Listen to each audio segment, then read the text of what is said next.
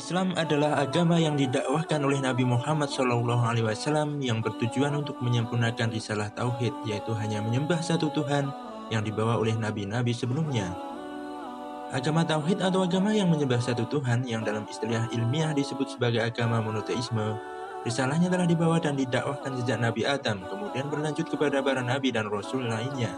Ada ribuan nabi dan rasul yang diutus Tuhan kepada manusia. Namun yang dikisahkan dan disebutkan namanya di dalam Al-Quran hanya 25 saja.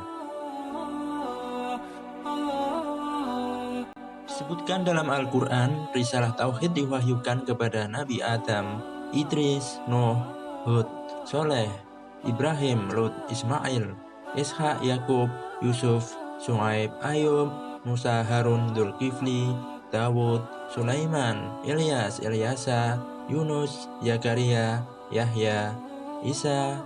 Kemudian pada akhirnya agama tauhid ini disempurnakan oleh Nabi Muhammad SAW.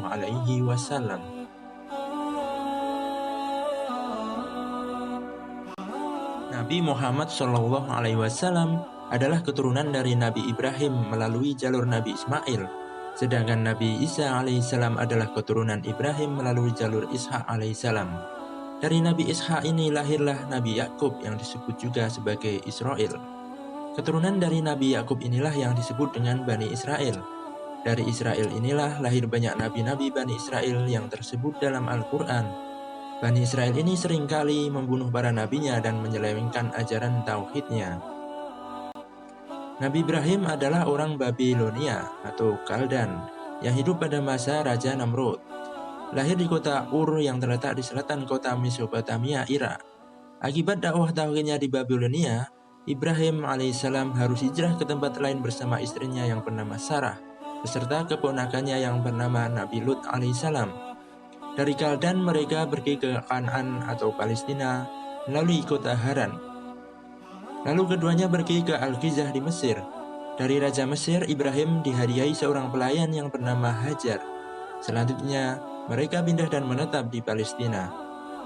Lama berumah tangga, Ibrahim dan Sarah tak kunjung juga dikaruniai anak. Oleh sebab itu, menikahlah Ibrahim dengan Hajar. Tak berselang lama, lahirlah anaknya Ibrahim dari Hajar yang diberi nama Ismail.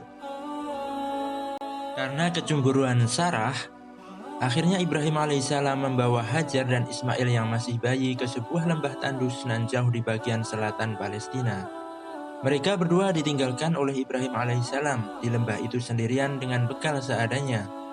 Ketika bekal telah habis dan Ismail semakin kelaparan dan menangis, Hajar berlarian bolak-balik dari sebuah bukit ke bukit lainnya untuk mencari air. Pada akhirnya, Allah mengaruniakan sesuatu yang luar biasa. Sebuah mata air keluar dari bawah kaki Ismail yang sedang menangis. Mata air yang hingga kini masih mengalir, yaitu mata air Zam-Zam. Dari mata air itu mengundang para kafilah dagang dari Yaman untuk mampir, hingga akhirnya tempat itu menjadi tempat menetap orang-orang dan menjadi perkampungan. Beberapa kali Ibrahim menyempatkan diri untuk menengok Ismail, dan pada satu kesempatan, Ibrahim diperintah Allah untuk meninggalkan bangunan di dekat mata air Zam-Zam yang akhirnya menjadi Ka'bah. Setelah bangunan Ka'bah itu selesai dibangun, Allah berfirman kepada Ibrahim dan mengajarkan berbagai ritual ibadah haji di Mekkah. Di perkampungan dengan Ka'bah ini, Ismail mendakwahkan ajaran tauhid. Perkampungan ini akhirnya menjadi perkotaan yang disebut dengan Mekkah. Ratusan tahun kemudian, sepeninggal Ismail, agama tauhid ini telah diselewengkan ajaran-ajarannya oleh para pengikutnya. Ajaran yang semula hanya menyembah Allah semata, berubah menjadi agama yang penuh kesyirikan. Bermacam berhala didatangkan dan dibuat di sekitar Ka'bah dan di tempat-tempat lain di sekitar Mekkah. Mereka menjadikan berhala-berhala itu menjadi perantara penyembahan untuk Allah Subhanahu wa Ta'ala. Meski mereka percaya adanya Allah, namun mereka juga percaya adanya Tuhan-Tuhan lain yang mereka buat sendiri berupa berhala-berhala. Oleh sebab rahmat dan kasih sayang Allah Subhanahu wa Ta'ala kepada manusia, Allah telah menetapkan untuk mengutus seorang nabi dan rasul terakhir. Kabar-kabar tentang akan datangnya rasul terakhir ini juga tertulis di kitab Taurat Nabi Musa dan Injilnya Nabi Isa alaihissalam.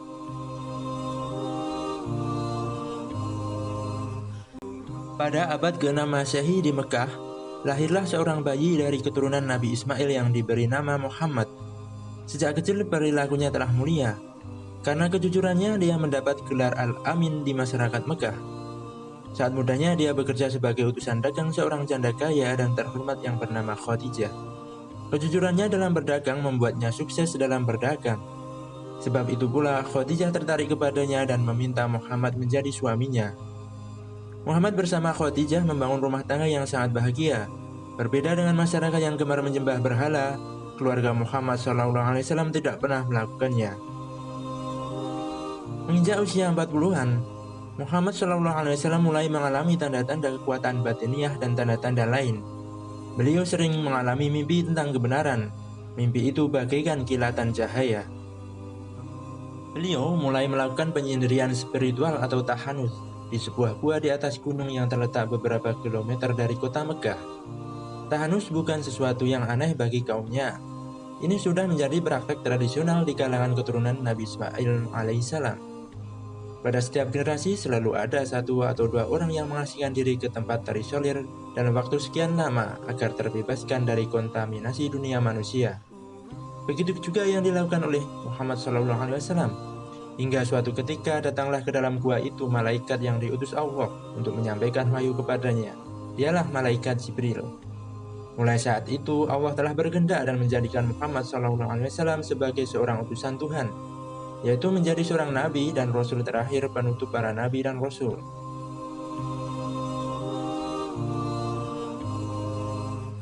Misi utama kerasulannya adalah untuk meluruskan kembali ajaran agama tauhid yang dibawa oleh Nabi Ibrahim serta menyempurnakannya. Berbeda dengan nabi-nabi sebelumnya setelah Ibrahim yang hanya diutus untuk kaumnya saja, Nabi Muhammad diutus untuk mendakwahkan agama tauhid kepada seluruh alam.